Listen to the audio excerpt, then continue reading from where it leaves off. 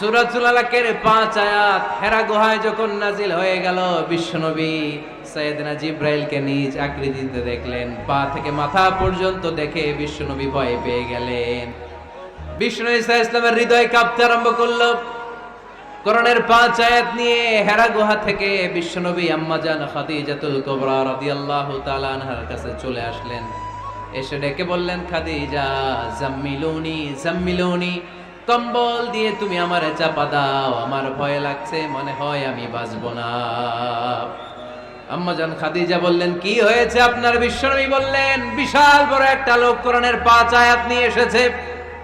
ওই লোকের পা হেরা গুহার মধ্যে, মাথাটা আকাশের উপরে, এত বিশাল সত্তা, বিশাল কোন মানুষ জীবনে আমি দেখি নাই। এসে সে পরিচয় দিয়েছে সে নাকি জিব্রাইল ফেরেশতা। বিশ্বনবী বললেন, মনে হয় আমি বাঁচবো না, আমার জ্বর চলে এসেছে, আমার হৃদয়ের মধ্যে কাঁপুনি শুরু হয়েছে, তুমি আমারে কম্বল দিয়ে চাপা দাও। আম্মাজান খাদিজা বললেন, ও নবী, ভয় পাবেন না, আমার আল্লাহ কোনোদিন আপনারে অপমান করবেন না। সুবহানাল্লাহ পড়েন। ওয়াল্লাহি ওয়াল্লাহি লা ইউখজিক আল্লাহু আবাদা।